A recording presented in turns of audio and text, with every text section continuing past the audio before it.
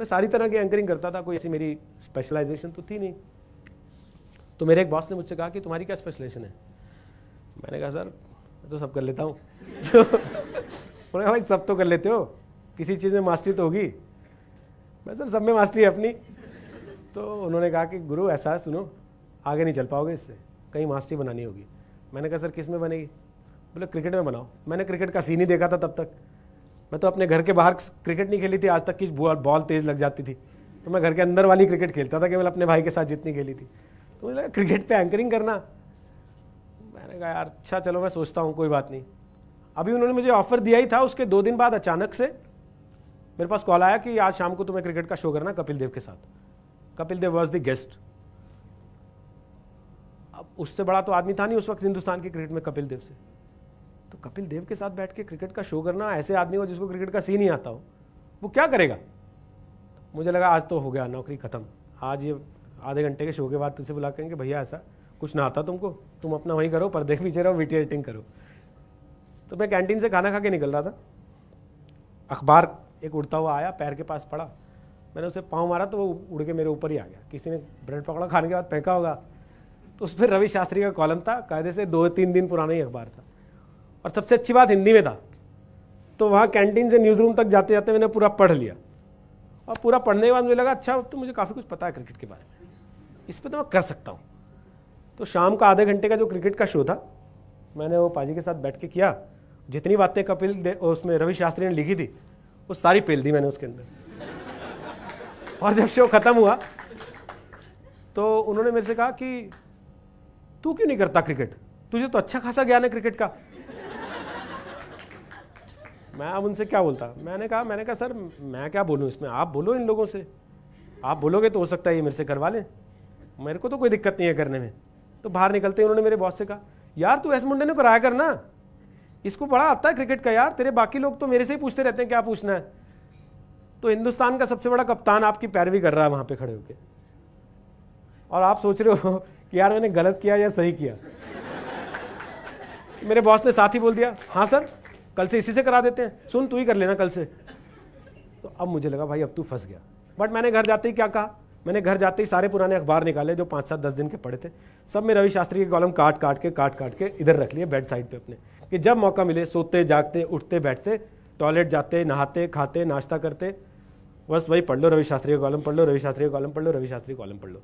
फिर अपने एक दोस्त को बिठाया, मैंने कहा भाई तू मेरे को समझा दे ये थर्ड मैन क्या होता है, स्लिप क्या होती है, कवर क्या होता है, गली क्या होती है, मिडफील्ड क्या होता है, ऑन फील्ड क्या होता है, ऑफ साइड क्या होती है, वाइड क्या होती है, ये सारी चीज़ें तू मुझे समझा दे।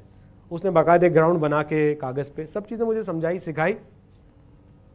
और ये बात केवल उसको और मुझे ही पता थी कि जो आदमी टीवी पे रोज क्रिकेट का शो कर रहा है उसे ग्राउंड आज सिखा रहे हैं हम लोग कि कैसा होता है। पर मैंने वहाँ पे हौसला नहीं छोड़ा, वो रवि शास्त्री के कॉलम पढ़ पढ़ के ही 2 दिन 4 दिन 6 दिन 7 दिन 8 दिन 10 दिन मैंने 8 साल क्रिकेट के शोज किए, वर्ल्ड कप क्रिकेट कवर किया, दुनिया भर के देश घूम लिए क्रिकेट के, जहां जहां क्रिकेट मैच होते थे वहां कवर करने जाता था। और आपको यकीन बताऊं पहली बार जब मुझे सड़क पे किसी ने आके रोका, मैं कॉम्जम रेस्टोरेंट में खाना खाने गया था रात में निजामुद्दीन पे, तब नया नया खुला था, बहुत क्रेज रहता था उसका, बहुत भीड़ होती थी वहाँ, तब उसकी इमेज इतनी ख़राब नहीं थी जितनी आज ख़राब है, लोग परिवार के साथ भी आते थे। तो मैं गया वहाँ पे बैठा हुआ था मैं अपने दोस्तों के साथ 2-3, तो 3 लड़के आए आपकी एज के मेरे पास 20-22 साल के, भैया आप रोहित सरदाना है? मैंने कहा हाँ बताइए। आप जी न्यूज़ पे क्रिकेट वाला प्रोग्राम करते हैं ना? मैंने कहा ये अपना क्रिकेट का शो करना सक्सेसफुल हो गया, आज पहली बार किसी ने जो है बाहर आके पहचान लिया है कि ये आदमी वही है जो टीवी पे आता है।